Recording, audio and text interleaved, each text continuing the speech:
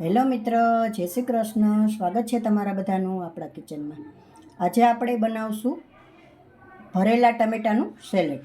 તો એના માટે મેં 5 ટમેટા લીધેલા છે, નાના નાના, અને પૌવા લીધેલા છે. તો ટમેટાને મેં સારી રીતે ધોઈ લીધા છે. હવે આપણે પૌવાને સારી રીતે ધોઈ લેશું. પૌવા સારી રીતે ધોવાઈ ગયા છે. આમાં કચરો કે હોય તો નીકળી જાય. આપણે 2-3 પાણીએ ધોઈ લેવાના, અને પછી આ રીતે આપણે કાણાવાળી વસ્તુમાં સૂકવી દેવાના. એટલે 5 મિનિટ આપણે આવી રીતે રાખી દઈશું.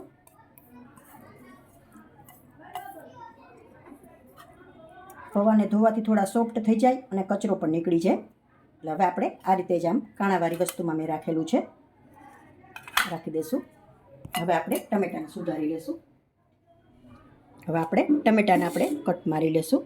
તો પહેલાં આપણે આ આંખનો ભાગ હોય ને એ આમ કાઢી નાખશું. પછી આપણે ભરેલા શાક કેમ બનાવીએ એ રીતે આમ કટ મારી દેવાનું છે.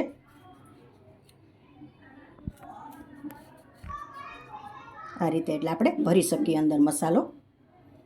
એટલે આપણે આમ મસાલો ભરીને પણ આમ વ્યવસ્થિત રહી જાય. એટલા માટે આપણે આ ભાગ કાઢી નાખીએ ને તો વ્યવસ્થિત ટમેટું આપણું રહે. પછી આમ પાછળના ભાગેથી કટ મારી દેવાની. ટમેટું સહેજ લાલ અને કડક પાસ કરવાનું, એટલે ટમેટું તમારું વ્યવસ્થિત ભરાય. હવે આ રીતે આપણે બધા ટમેટામાં કટ મારી લેશું. ટમેટામાં બધાયમાં કટ લાગી ગઈ છે, તો આ રીતે કટ મારવાની છે.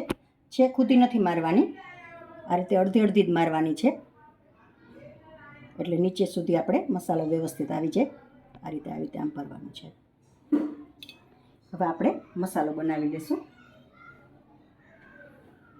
તો એના માટે આ પૌવા આપણે સૂકવેલા હતા ધોઈને.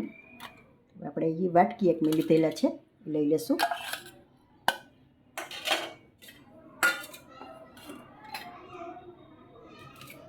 સિંગદાણા મેં પીસીને લીધેલા છે, એ આપણે 4 ચમચી લઈ લેશું.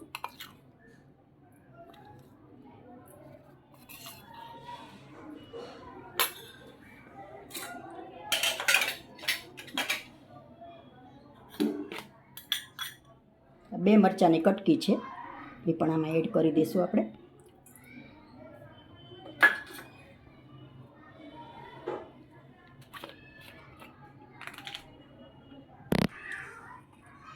અડધી ચમચી સંચર પાવડર, શેકેલા જીરાનો પાવડર અડધી ચમચી,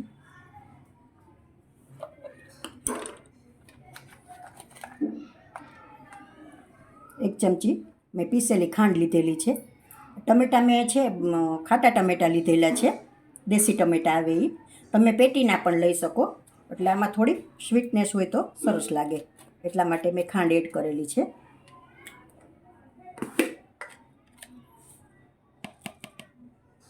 એક ચમચી નિમક,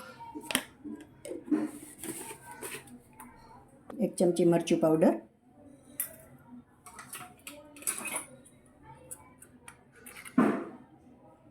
બે ચમચી ધાણા જીરું પાવડર,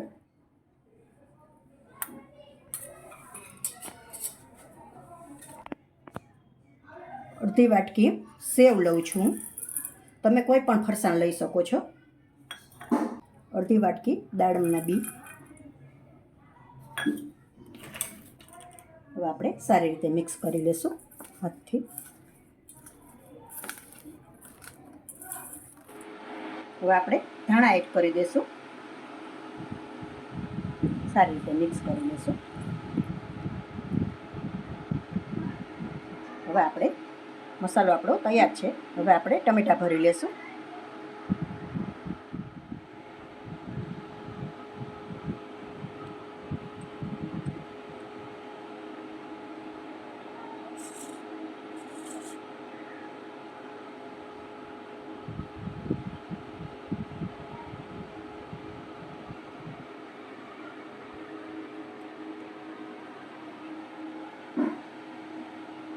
આ સાઈડ આવી રીતે ભરવાનું છે.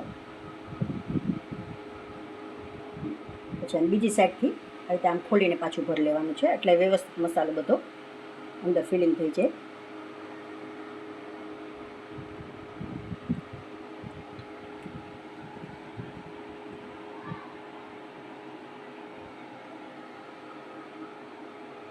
તો આ રીતે આપણે બધા ટમેટાં ભરી લેશું.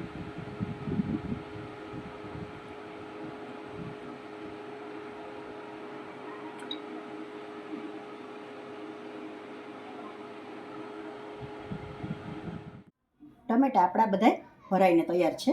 તો હવે આપણે થોડી સેવ એડ કરી દઈશું.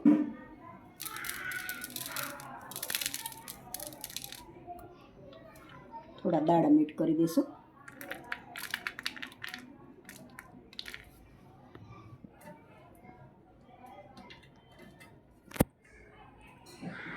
થોડા ધાણા એડ કરી દઈશું. તો જો મિત્રો તૈયાર છે આપણા ભરેલા ટમેટાં. તો જો તમને મારી આ રેસીપી પસંદ હોય તો લાઈક કરશો, કોમેન્ટ કરશો, તમારા મિત્રોમાં શેર કરશો.